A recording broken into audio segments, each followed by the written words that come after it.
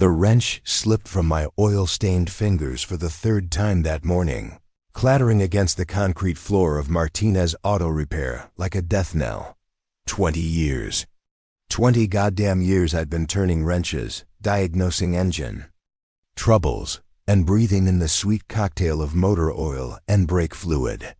My name is Rico Delgado, and until 6 months ago, I thought I'd die in this garage in East San Antonio, surrounded by the ghosts of 1,000 broken-down Chevys and Fords. Before we jump back in, tell us where you're tuning in from, and if this story touches you, make sure you're subscribed, because tomorrow I've saved something extra special for you. I never imagined I'd be standing in a classified hangar at Lackland Air Force Base, staring at something that looked like it fell from another planet. The morning it all changed started like any other. Mrs. Chen's 2010 Corolla needed a transmission flush, and young Jake Morrison was bringing in his truck with that distinctive knock that screamed, "blown head gasket." I was elbow deep in Mrs. Chen's engine bay when my phone buzzed with a number I didn't recognize. "Is this Rico Delgado?" The voice was crisp, military. "Yeah, who's asking?" "Colonel Patricia Hayes, United States Air Force. We need to talk." I almost hung up, thinking it was some kind of scam. But something in her tone made me pause. "Talk about what?" "Your service record, and your unique skill set." My blood went cold. 23 years had passed since I'd hung up my Air Force blues, but some memories never fade. Especially the ones they make you sign papers promising never to discuss. Colonel Hayes arrived at my shop 2 hours later in a black sedan that screamed government. She was a tall woman, maybe 50, with steel-gray hair pulled back in a regulation bun and eyes that had seen things. She wore civilian clothes, but her posture gave her a way-straight spine, squared shoulders, hands clasped precisely behind her back. "Mr. Delgado," she said, extending a firm handshake. "Thank you for seeing me." I wiped my hands on a shop rag, suddenly conscious of my appearance. Faded Dickies coveralls, steel-toed boots that had seen better decades, and enough grease under my fingernails to lubricate a small aircraft. "Colonel, what brings the Air Force to my little corner of the world?"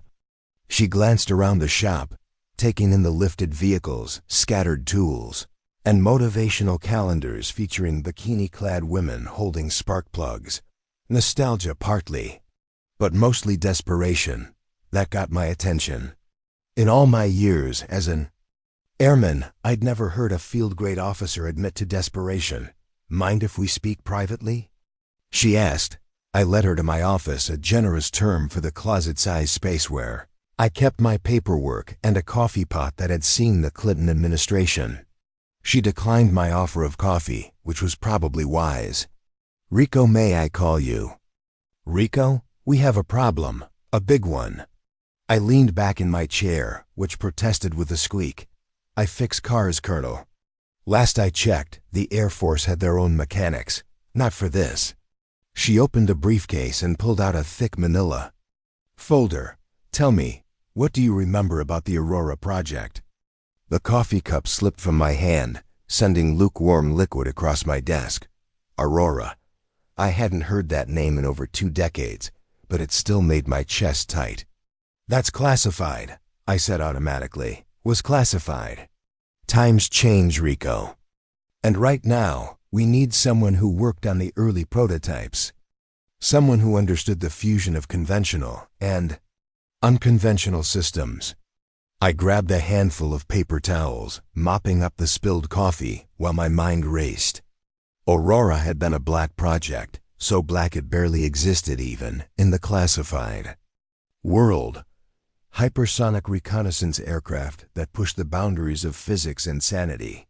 I'd been a young staff sergeant then, one of maybe a dozen mechanics cleared to work on the prototypes. "The program was scrapped," I said carefully. "Officially." "Yes, but the technology lived on, evolved, and now." She paused, choosing her words carefully. "Now we have a situation." 3 days later, I found myself in the back of another government sedan, heading toward Lackland. I'd called in favors to cover my shop, told my regular customers I had a family. Emergency. Not entirely a lie, the Air Force had been my family once. The base looked different than I remembered. New buildings, updated security, but the same underlying sense of purpose that had once made my chest swell with pride. Colonel Hayes met me at the main gate, handing me a visitor's badge and a non-disclosure agreement, thicker than a phone book. Before we go any further, she said as we drove deeper into the base, I need you to understand what you're about to see. This project is compartmentalized beyond anything in your previous experience. The number of people with full knowledge could fit in this car. We pulled up to a hangar that looked innocuous enough from the outside. Standard military architecture, no different from 100 others I'd seen. But the security was something else entirely. Biometric scanners, armed guards, and enough surveillance equipment to monitor a small city. Inside, the hangar was divided into sections by heavy curtains. Colonel Hayes led me past several work areas where technicians in clean suits worked on components I couldn't identify. We stopped at a curtained area marked with warnings in 3 languages. Before I show you this, she said, her hand on the curtain, I need to know, are you still the same man who kept Aurora 3 flying when everyone else said it was impossible? The memory hit me like a punch to the gut. Aurora 3, the prototype, that had pushed Mach 6 and returned with hull temperatures that should have been fatal. The entire project team had been ready to scrap it after the 3rd system failure, but I'd seen something in the engine diagnostics. A pattern in the failures that suggested not malfunction, but adaptation. I remember, I said. She pulled back the curtain. The aircraft, if you could call it that, defied description.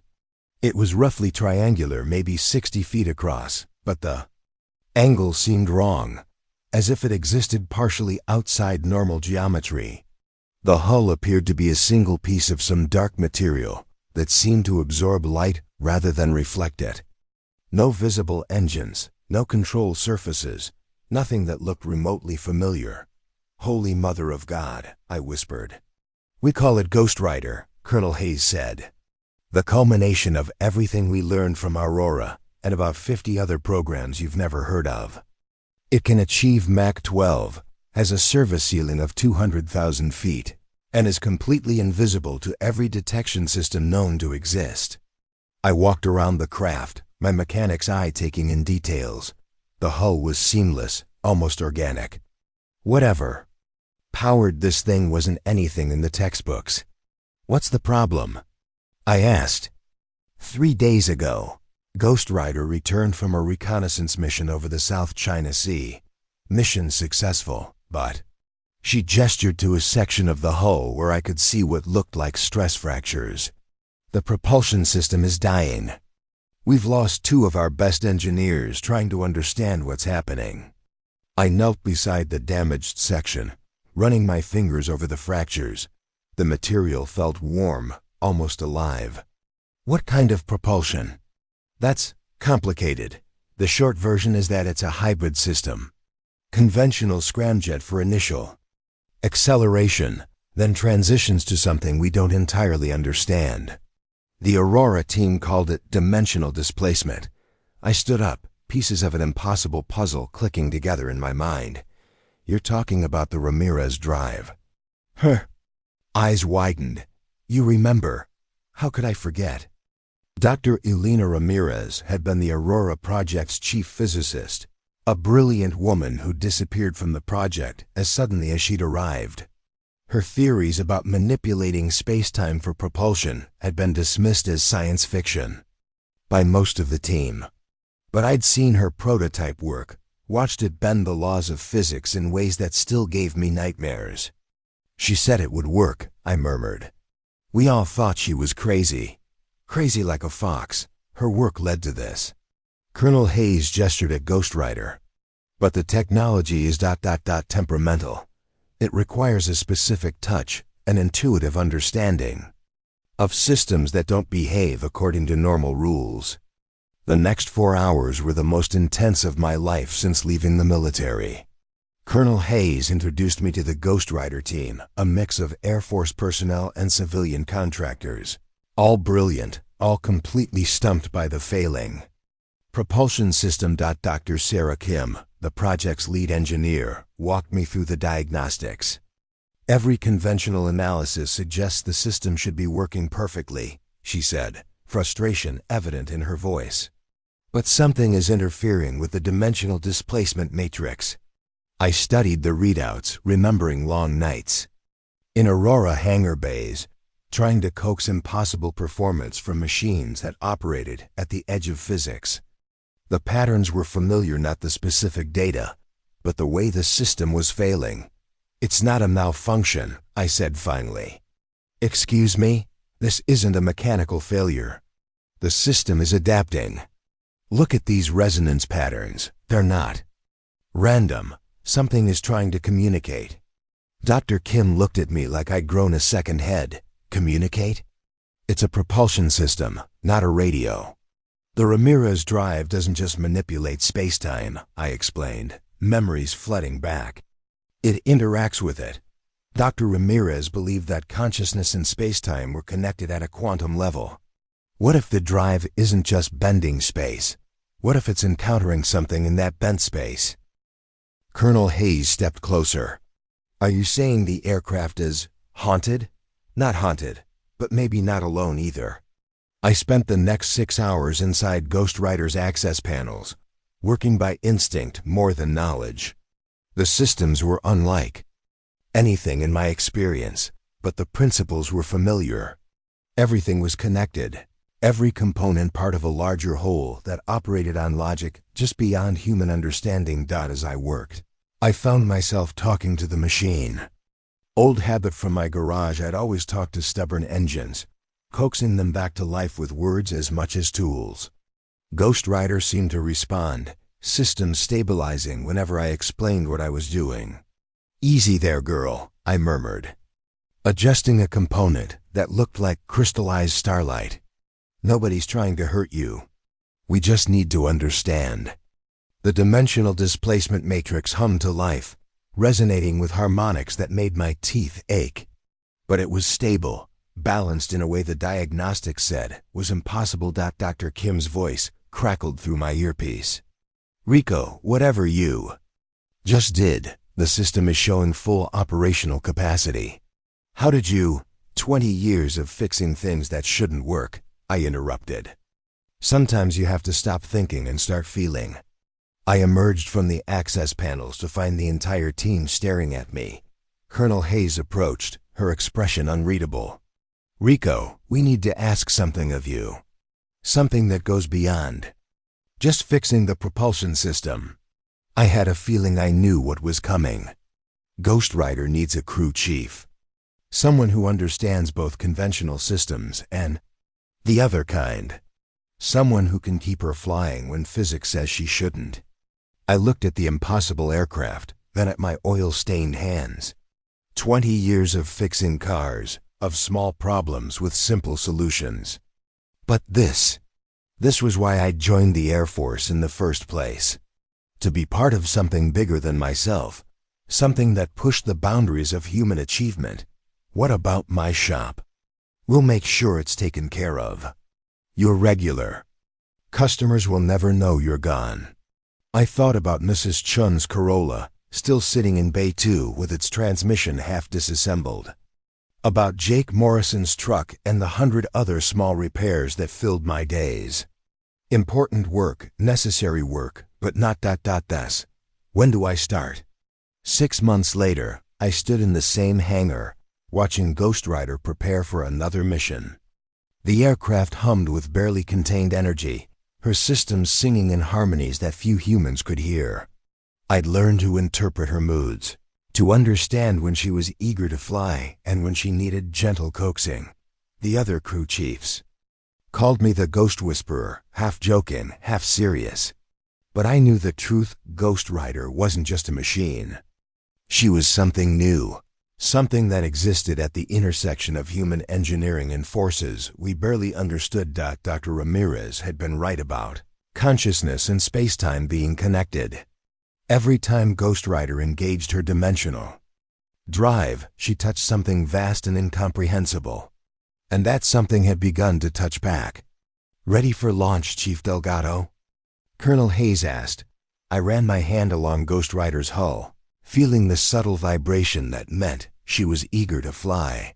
"She's ready, Colonel. Always is when she knows she's going home." "Home?" I smiled, remembering my first conversation with the impossible aircraft. "Wherever it is, she goes when she disappears from our sensors, I think. I think she's not just traveling through space. She's traveling home." Ghost Rider launched silently, disappearing into the night sky and then beyond it, into dimensions that existed only in mathematics and dreams. I watched until even her quantum signature faded from the monitors. Tomorrow she'd return with intelligence that would help protect our nation, carrying secrets gathered from the edge of reality itself. And I'd be here, ready with tools and intuition, keeping the impossible flying through a combination of mechanical skill and something that couldn't be taught in any school. That 20 years I'd fixed cars. But maybe, just maybe, I'd been training for something bigger all along. Some people are born to work with their hands, to coax life from lifeless metal and make the impossible possible. I'd found my calling at last, in a machine that shouldn't exist, doing work that couldn't be discussed, protecting a world that would never know my name. It was enough. As I locked up the hangar and headed home to my small apartment near the base, I thought about the path that had brought me here. From Aurora to auto repair to Ghost Rider, a journey that seemed random but felt inevitable.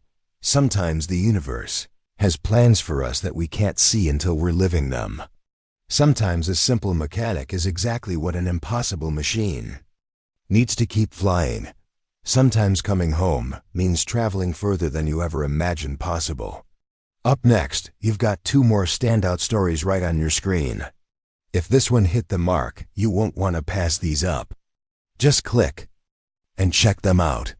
And don't forget to like, subscribe, and turn on the notification bell so you don't miss any upload from us.